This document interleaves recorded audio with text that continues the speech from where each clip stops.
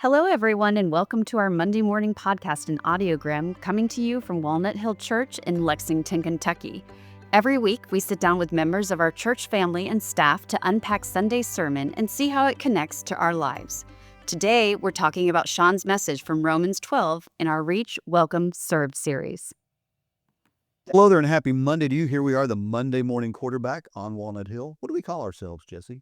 Well, I don't really do Monday morning quarterback anymore. This is more like a Monday morning podcast. And to be honest, by the time I process, edit, send, it's kind of like the Tuesday morning podcast. So it's sort of a little bit of a recap of a sermon from yesterday with some additional thoughts. But we're going to try to keep away from reviewing the sermon so we can add some new, fresh things.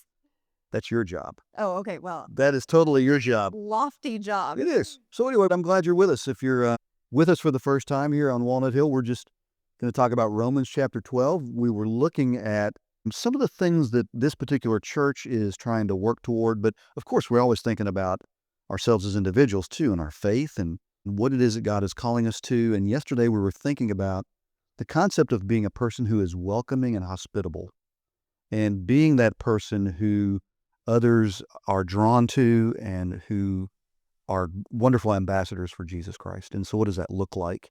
And Paul is really dealing with that quite a bit in Romans 12. If you haven't yet worshiped with us yesterday, you can go to our church Facebook page or our church website.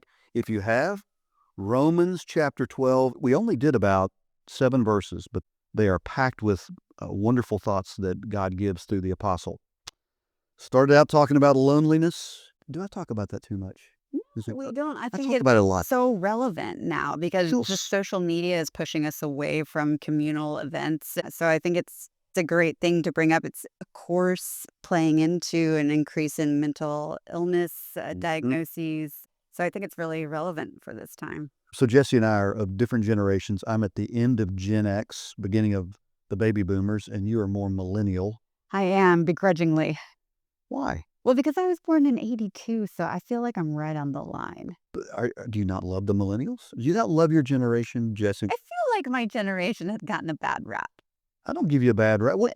What is the bad rap do you think you've gotten? Like, what are some stereotypes for millennials? Just like we're always obsessed with our phones and technology, and to a point we are, but I mean, that's part of the world now. But I think the next generation after us, it's getting a worse reputation. So millennials, our stock is about to go up. Is that right? Maybe that's just the way it always is. I think it is, Yeah. probably. I like the millennials. I think Gen Z is really an interesting generation. Yeah. They're actually starting to come back to church quite a bit. I know. And I've heard millennials are too. Yeah, they all are. It's a good It's thing. the baby boomers, believe it or not, are kind of like, I'm tired and done. They're like the foundation, the backbone of Christianity in this country. And then, or at least that's the impression, and not really. They're getting older, and as you get older, it's Busy just, now. it's hard to do it all. Yeah. You were talking about social media and our phones drawing us away from social interaction. And I feel that.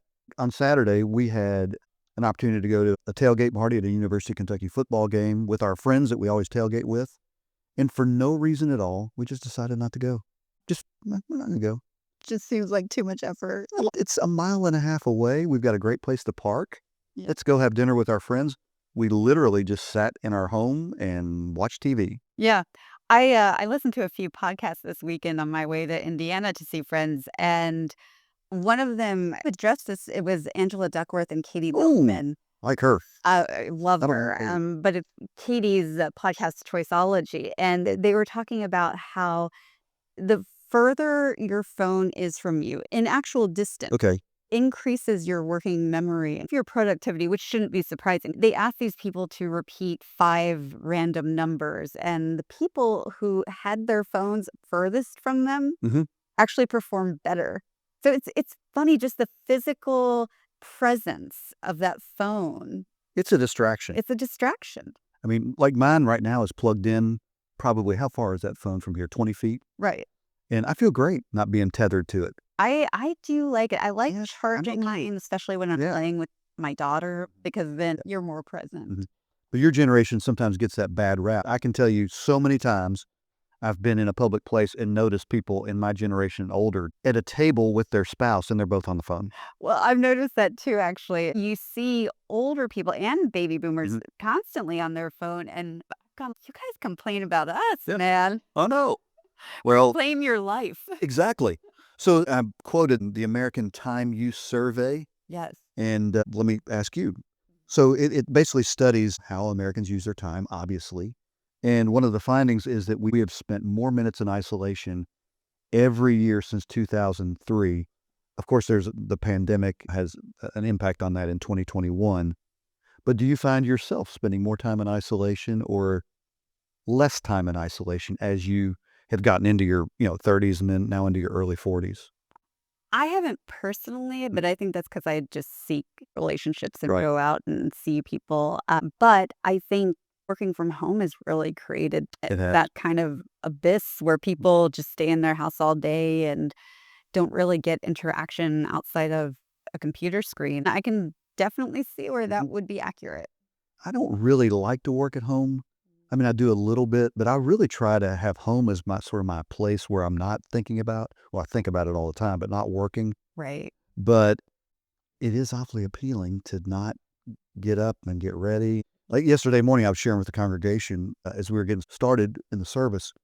When I got up, it was about, I'm say 5:30, 5:45. It's dark, it's cold, it's dreary. I'm thinking I could literally stay at home all day.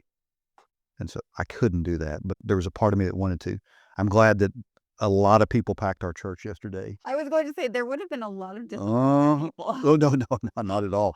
And all that was sort of our jumping off point to think about the church's role in this society where people are increasingly isolated and lonely.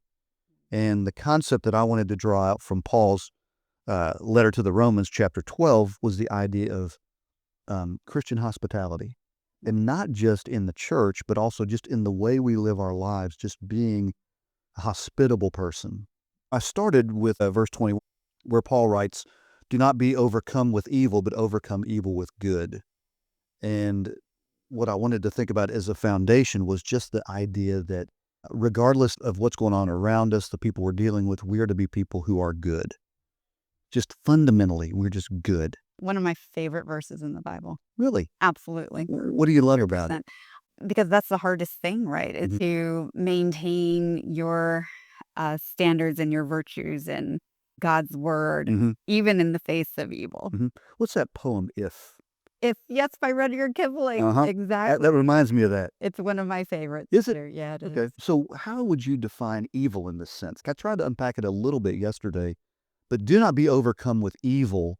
Now, of course, Paul doesn't say the evil one, which Paul would sometimes do, but just the concept of evil overcoming us. And I'm trying to think, what would that be? For me, it's anything that just isn't a very Christian thing. I think there's situations where you wonder, is this the Christian thing to do? And so I think those guidelines can help define what is and Mhm. isn't quote unquote good. Yep. There is an element of judging in there, which is tough with the Bible. Very We're not supposed to judge. right. So yeah, it's a toughie. Well, I was thinking, so I wrote down yesterday, and of course, I've had the benefit of thinking about this for a week, but ego, anger, pride, greed, prejudice. I would consider those things that are evil that we can be overcome with prejudice Right. and overcome with anger and overcome with greed and pride. And what I see Paul saying is, hey, don't let those things overcome you, but rather think about who you are and be overcome with goodness. And I would interject there the goodness of God. So then I'm thinking, well, how do you allow yourself to be overcome by something? What do you do? But in this, it makes it sound so dramatic. That's the thing. I think all of those quote unquote sins, especially pride being primary amongst She's the them, mom. Yeah. they're insidious. You don't know they're seeping in. And Right. so for me, I wish it wasn't, this dramatic because it just wheedles its way into your Mm. life. And I'm still reading the screw tape letters. And so that makes me think about it right at the beginning of the book.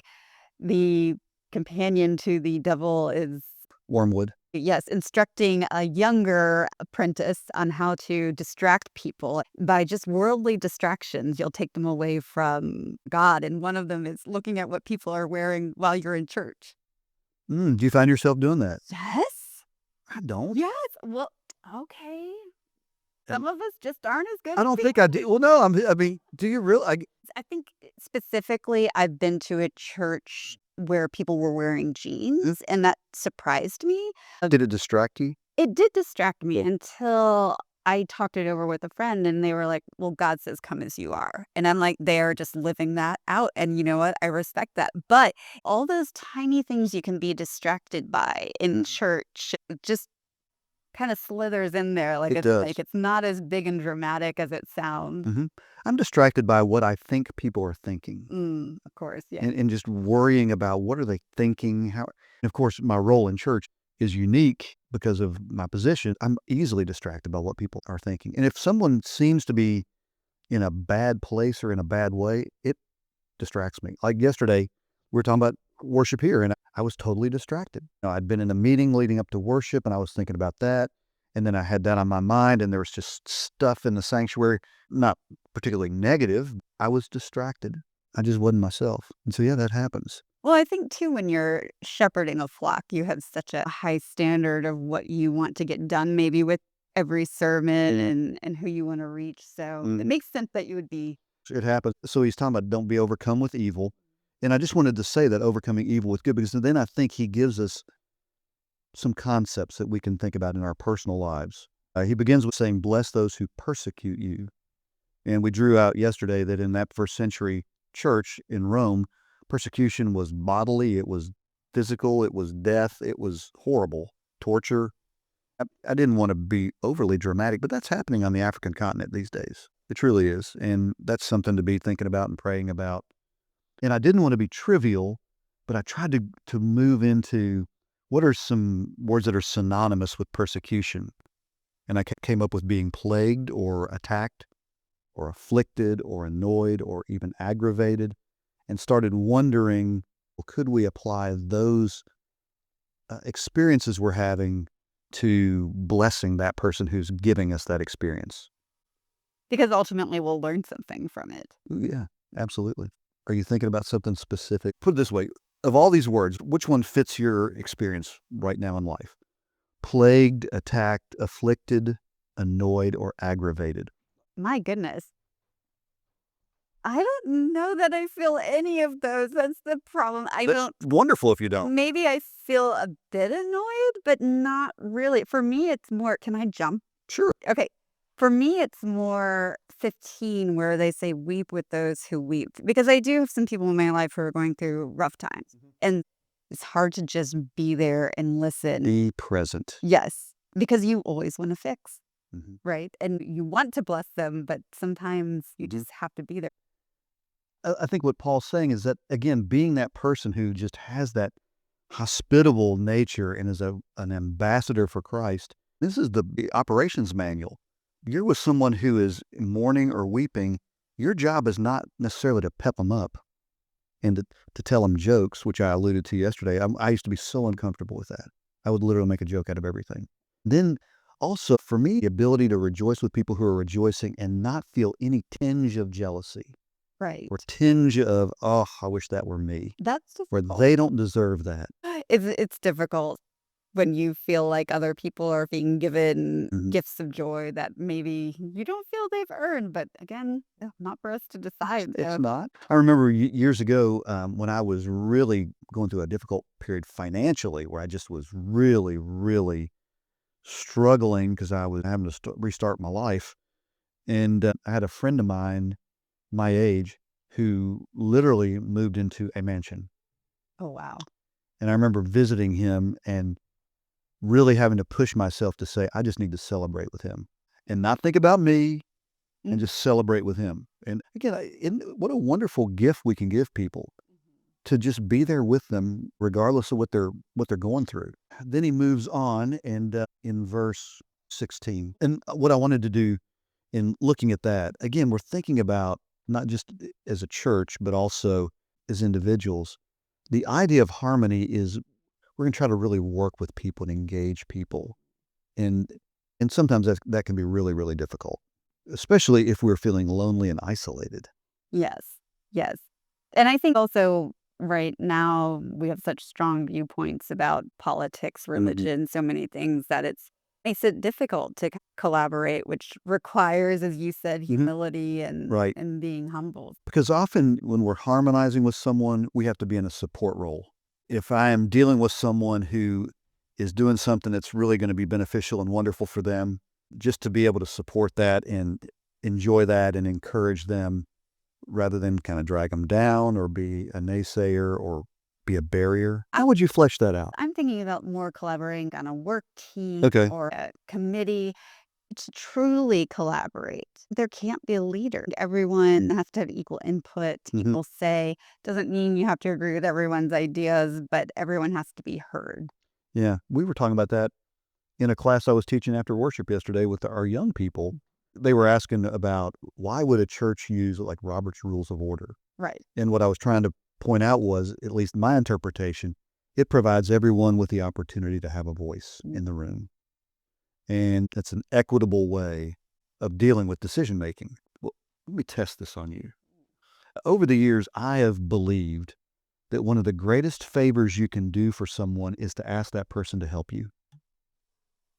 I can see that. Especially if a person if they're not feeling well, they're kinda down in the dumps and you ask them for their help, it kinda does give them a sense of Hmm. accomplishment, and now they might not like it at the beginning when you ask, Right. but yeah, I think it's nice to give someone the opportunity to bless you. Yeah. Yeah. If someone asks me for my opinion on something, that blesses me. It's like asking me for help is a blessing to me. I think that there's some initiative that we also have. If we're going to live in harmony with people, we got to kind of include them in this and draw them into our lives. I was talking with my wife about church. We're talking about being welcoming and looking for the person who seems new and how difficult it is to walk in the building.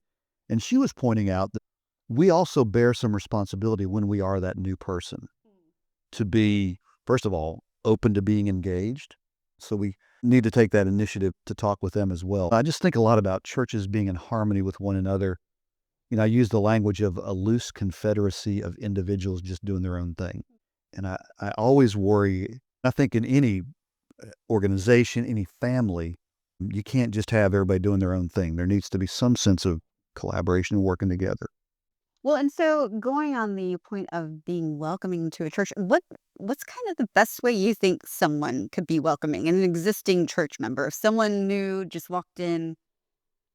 I think it needs to be natural. What you're saying is prompting me to think about years ago, I was in a church and we had a committee that was in charge of welcoming folks and hospitality. And they wanted to do a brief workshop on how to welcome people. And I was thinking, do you need that for your everyday life? All you got to do is just be yourself. Look them in the eye, smile, welcome them, say you're glad they're there, introduce yourself and just say, "Hey, can I help you with any kind of navigation around this place?" And, "Well, hey, I'm glad you're here." I really try to think about that with our church whenever we have our welcoming at the beginning to be sort of conversational. Just say, "Hey, if you're here today for the first time, we're just glad you're here." And just be human about it. I don't think there's a formula.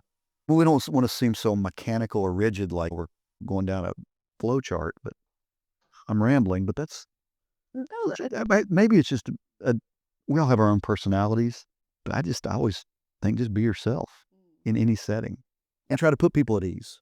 And then again, I think what Paul says here is don't be proud, don't be haughty. I think we just have to kind of get away from thinking about us in this conversation, just be totally focused on the other. Hey, this person is new in this space. What can I do to make sure that they're feeling welcomed and appreciated and valued? Well, the last thing we hit on was people who are in the low position. So, what does Paul say here? It says, "Do not be haughty, but associate with those in the low position." I was trying to say yesterday in the message that it doesn't have to be social or economic. It can just be the low person on the totem pole in an organization. And so, I tend to think about the low position being someone who's in a position where they are serving me in that moment. So, for example, I really want to know the person who's helping me at Kroger. Her name's Michelle. I really want to make sure I know her, she knows me, and even though she's in a position of I am serving you, you're the customer, I want to associate with her and be like, "How's it going? How's your husband doing?" And right. so that's where my mind went with that. Yeah. What did you? So when you studied it, where'd your mind go? What stood out to me in the list that you gave was spiritual maturity. That can be seen as kind of a lowly state. I hesitate to say lowly because, again, it's got that judgment flavor Mhm. to it. Yeah. And for a church, I mean, it's so easy to think about. I can watch people kind of looking at their spouses and significant others whenever I say certain things that are kind of like, but in a church, there is clearly a hierarchy, and often it has to do with seniority. This person has been here for this long. This person takes care of that. And this person who's brand new, who doesn't know anyone's name, is way down the totem pole from the person at the top. And I think in any organization, there needs to be a willingness to listen to the new person. Absolutely. You know, So much information they have just new information. Yep. experiencing something with fresh eyes. So again, being that hospitable person, I think about the people who are, again, in the position of kind of serving me. And am I treating them as an associate, or am I treating them as a subordinate? Good thought. Yeah, so that's kind of where I am with that. That's about all I've got. Let's do one last thing. Hey, y'all stay with us. When I was going to say one thing, so what struck me yesterday too, just thinking about lowly people or whatever you want to call them. Again, I just don't like that term. I know. But everyone would have had an equal seat at Jesus' table.